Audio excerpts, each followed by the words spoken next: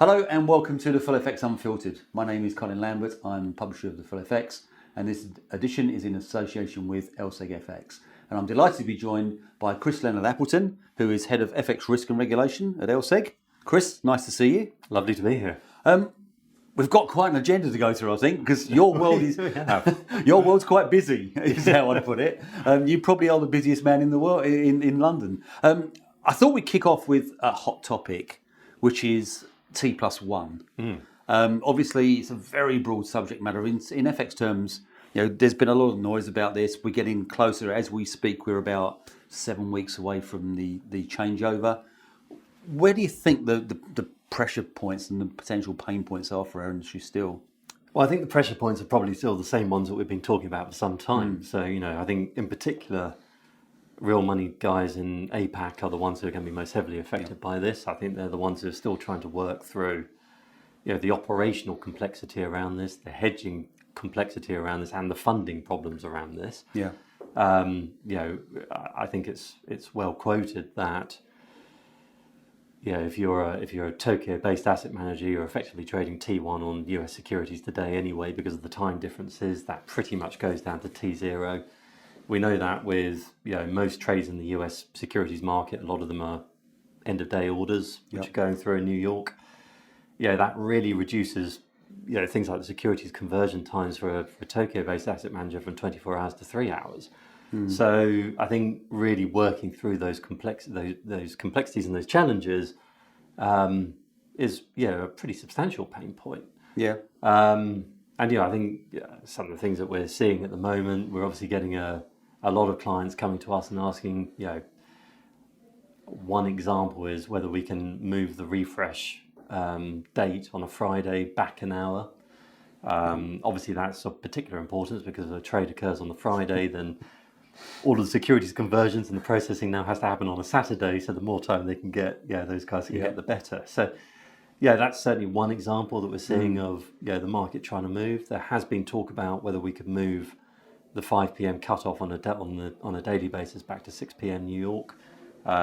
Less demand for that, but obviously those conversations are ongoing. So. Which I guess actually in some ways that actually really impacts my domicile.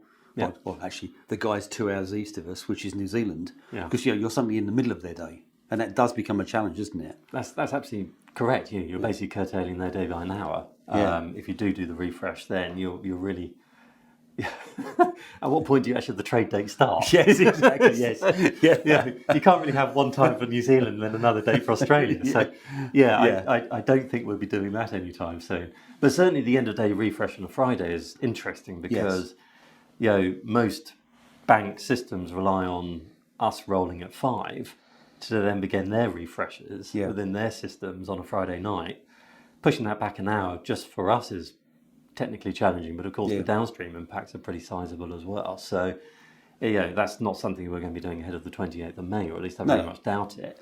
But it's something we'll continue to evaluate. And that's an interesting point to me, actually, because it strikes me that the whole T+1 solution, which doesn't really exist, is actually going to be an ongoing process, isn't it? We're going to kind of learn on the job, but also, decisions will be made, way past May 28th. I totally agree. I mean, it's a revolution that we'll respond to via evolution, I think. There's simply no way that we can change market structure in 7 weeks. No.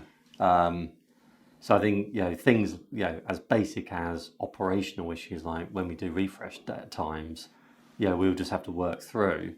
And then, of course, there's more technical innovations that I know the industry's looking at. Atomic settlement is one of them, which, of course, sounds quite alluring, but actually doesn't really solve a lot of the underlying problems around how do you actually fund one part of a securities trade in time and things like that. So, and it removes any benefits of netting. Absolutely. The hedging issues. Actually, you compound the hedging issues because all of a sudden you can't hedge on a portfolio basis. So, absolutely. Listeners will be pleased to hear we're not going to talk about T+1 the whole time because there is actually, it's a really interesting stage of the evolution in terms of regulation.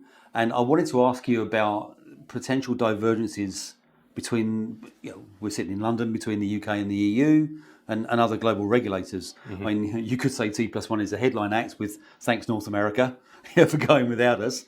But where are the other sort of divergences happening out there that we need to be aware of, do you think? So I think Brexit has obviously brought up a number of divergences, and it's interesting when you look at what the UK is doing with its legal acquis.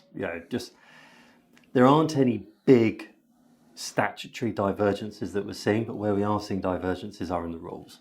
Right. And I think a classic case in point at the moment is we've got the MiFIR rewrite going through at the moment. One of the big things that's changed in MiFIR is the removal of pre-trade transparency requirements for RFQ and voice trading systems. What we're seeing in the UK with the current FCA proposals is that actually they would do a carve out for negotiated trades. They sort of bundle RFQ and voice trading into the same bucket. Yeah. But the starting assumption seems to be pre-trade transparency would apply to those protocols, subject to carve-outs, whereas the Europeans are saying, well, it just won't across the piece. Yeah. So we're seeing these very subtle divergences, which, if you're trying to operate venues across both of those jurisdictions, become pretty big operational challenges because suddenly you've got to build different solutions within the same technology platform. So I think really with that particular one, what we would advocate at the moment is, unless there's significant benefit to the market from these divergences, sometimes having a less optimal rule, but everybody following the same rule is better than trying to have a really good one over there and a bad one over there and trying to apply both. Yeah. I think that goes from a lot of things in life, doesn't it? Not just exactly. Regulation. So the other things I hear about is LEIs, legal entity identifiers, and potential differences there. Mm-hmm. I mean, is this something that we should be more aware of, perhaps? So I think, I speak as an old spot trader who's aware of literally nothing in this space. But so I think this is actually where we're starting to see a bit more convergence now. Right. Okay. So I mean, if you I was thinking about this morning. We've travelled a long road since the Pittsburgh G20 session in 2009. If you look at the reporting changes that are coming through this year, so we've got EMEA in a couple of weeks now. We've got the UK, I think it's end of September, and then we've got ASIC changes coming up 24th of October, I think. Generally speaking, all of those regimes are moving in the same direction. And obviously we had the US CFTC changes occur last year and SEC changes. So if we look at things like unique product identifiers, if we look at unique trade identifiers, we look at the LEIs, I think some jurisdictions have gone further ahead than others. Yep. But ASIC, for example, hasn't really mandated use of UTIs up to now, hasn't really mandated use of LEIs up to now. Europe has been there for several years. And so is the UK. We're slowly getting to the same point, where we will have an ISO standard UPI, which by and large most regimes will adhere to within the next few years. Some already do. We will all move to the ISO standard for UTIs. I'm not geeky enough to tell you which ISO standard that is, but I think we're all moving to it. And we are now getting to the point where LEIs will be mandated as well. But it's taken time to get there. So actually, I think this is where we will see convergence. Yeah. I think what's tricky at the moment with a lot of these reporting changes is interpretation on some of the fields. So we know that in the EU and the UK, we're still using ISINs, for example, which come with their challenges because obviously the ISIN includes the maturity date within the methodology. Yeah. So within the taxonomy, which means that you have hundreds of thousands of ISINs just for FX alone. Yeah. So I think a move to UPIs is sensible, albeit augmented with things like maturity date or expiry date. But we need to get to a point where we have a clean cutover, we retire the use of the ISIN and we switch to the UPI in general. Yep. Until we get to that point, it's going to be incredibly costly to support both identifiers, and it's just going to be confusing. We've got a lot of clients saying, well, for EMEA, if we trade on FX all, should we be using UPI or ISIN? Now, we're quite clear you should be using ISIN. The rules state that. But of course, a lot of clients are saying, well, we should be using UPI, and why aren't you guys providing one? So, until we can get to more convergence on this, there's going to be a lot of confusion, I think. The only thing I will take out of that is, when we do get to this convergence, it really sounded like you're talking about a regulation that might make our life easier. Yeah, let's have an omnibus. That's a rare thing. That's a rare thing in this world, isn't it? Yeah, and I think the likelihood might be low. Yeah. But let's see. Yeah. Expectation levels low. Hopefully, we'll be pleasantly surprised. Exactly. The other sort of big bit of sort of regulatory or structural regulatory changes in DORA. I'm going to have a go now. Digital Operational Resilience Act. Spot on. Oh. Yeah. How about that? So obviously, this does require me. I mean, we're rolling out new technologies, almost by the month. We'll probably get to AI. I believe we're contractually, expected to talk about AI. But with all the changes happening in technology at such a pace, how is the industry responding to DORA? It's a really good question. I think it's funny. I was talking to some people in the industry, and I think there's some firms that have set up project teams. There are some firms that have set up project teams that have managed the project teams, and there are some organisations that have actually got on with implementation. So, I think with DORA, this is going to be one of those ones where you get to the last 3 months, and suddenly we're going to have clients waking up and saying, we need a contract with you guys, we need an annex with you guys, we need a SOP report, whatever it might be. I think generally speaking, what I'd urge participants to be doing is really thinking about who are our critical ICT service providers, who might we need a contract with, and let's enter those negotiations now, because we haven't got that long. We've got until next January now. I think there's a lot of confusion around how some of these ICT risk frameworks should be applied by firms who are DORA directly applies to. We've obviously got things like very high bars for penetration testing, very high bars for ICT incident responses. All of these things take a lot of tooling. They all require process uplifts, and it just takes time. So I'd say to those firms, and I have some sympathy to them, because actually we might be the ones who need a project management team to manage our project managers at the moment. See, I mean, for those of a certain age, I'm going to Life of Brian here. When I need a decision, and all of a sudden, okay, we need a decision. Let's have a meeting. Yeah, exactly. Let's have a committee to discuss the committee. Yes, exactly. Yeah.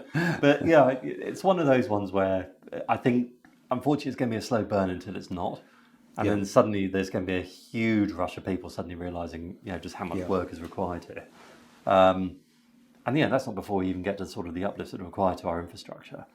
And then, of course, I think for the ICT service providers, there's a lot of ICT service providers who are used to this now because of the outsourcing requirements and the European Banking Authority guidelines and things like that. There's a lot of service providers who are smaller and probably not necessarily caught up with this. And the problem is those guys need time. Because if you suddenly call them up and say, right, we need to uplift our contract with you to include these new clauses, I guarantee the first response is going to be her. And then the second response is going to be go away. Yes. You're probably going to need about 3 or 4 calls before you get to it. And when you don't go away, it'll be, oh no. Exactly. So if you're dealing with an AWS or someone like that, I don't mean to name drop, but these bigger organisations are very sophisticated. They're set up for this. But I think smaller service providers will need more time to get ready. And the fact is, we, as an industry, we have become more reliant on third-party providers. Absolutely. Over the years, as little service nuances have come in. Yeah, which is why the regulators are so focused on outsourcing as an example. So, it's critical we get those bits right. Yeah. So to fulfil our contractual obligation, we'll bring AI into it. I'm actually, rather than talk about, maybe we can go as intricately as you like on this, but I'm quite interested in you as an opinion to start with in terms of AI. Obviously, there's a huge debate out there in society, not just in markets. But is AI potentially a game changer for that sort of risk and regulation world, or is it just an ever increasing challenge? Well, personally, I'm a huge advocate of AI. I think if properly regulated with the correct kinds of controls in place, I think it can be a game changer, personally. In reg and risk, if you think about just the purely mechanical ways that we calculate risk, RCA processes, control enhancement programs, all this sort of stuff, I think AI could be a huge boost to that sort of analysis. We know that in trading workflows, there are some significant opportunities there to rationalise the trade workflow from start to finish. I think the critical thing to get right here is data, because we know that AI has a voracious appetite for data. One, you need to make sure that the integrity of the data is correct. Yep. Because if AI is using data that's incorrect, wrong, dare I say it, misleading, Yep. then you're going to come out with a bad response. And given the speed at which this happens, you just need to be able to mitigate that. I think the other issue that the industry is going to have to deal with is one of IP. Data ownership has always been a bit of an issue. It's going to become far more important now as AI models become more prevalent. Obviously, the use of data, the velocity of that use of data is just going to increase. Yeah. One can quite easily see the potential for a lot of court cases here where a bank or an asset manager is going to a vendor or an AI user and sort of saying, well, you're using our data and we want recompense for that. Yeah. So, I think actually agreeing up front on the ownership rights of data will be quite critical. Is that something the industry does itself, do you think? FX is particularly good at self-regulated and has been over the years. Is this something that actually the industry can get in front of the regulators so they hopefully will just look at it and go, actually, we're quite happy with how that goes? I think the industry has a huge part to play, absolutely, because the industry is just probably a few steps ahead of the regulators at the moment, albeit the regulators are catching up very quickly. So we're seeing this with the FX Code of Conduct as an example, where I think with good intentions, the industry can achieve huge results. I think this could be one as well, where we start to really think thoughtfully about what standards should be in place to manage the outputs from AI. There is, just to close out, there's one bigger threat to AI you didn't cover there, and that is the danger of turning up in a room with me and being asked intelligent questions. Didn't have time to prep for that one. No, exactly. It's a fascinating part of our world now, and I never thought I'd hear myself say those words, but it actually is because the way we view risk is changing. New risks are emerging. And regulation can sometimes be a blunt instrument. Agreed. So I think it's actually there seems to me there's a lot more nuances to come. There's not going to be that boilerplate stamped model. This is how we're going to work. Is that a fair observation? I think that's a very fair observation. I'd make one additional point. You sort of mentioned risks. We talk about emerging risks. AI will be on everyone's emerging risk threat matrix at the moment. Certainly on ours. Yeah. The interesting thing about AI is that actually can help us with those threat matrices. Yes. Because it's always going to think of something we haven't. So, I like to always look at the benefits of this. Yeah. Well, because there was a thing in the UK when they did an experiment, I believe it was last year, where they actually got the AI to deliberately lie. Yes. To the AI thing. So it's be one of those things where I guess ultimately you're probably employing people with psychology degrees coming out saying, okay, explain to me exactly where this thing is actually going differently. Psychology degrees and rocket scientists. Yes. I think. That's a party we all want to go to, isn't it? Yeah. Throw in a regulator and you're there. Exactly. A regulatory person. Yes, exactly. Chris, great to talk to you today. Thank you for that. And actually, my eyes have been opened a bit more there, which is what I always love. Great. Thanks for your time. Thanks, Colin. It's we'll been a do pleasure. it again soon, hopefully. And thanks everyone for watching, and we'll be back again soon. Thanks a lot.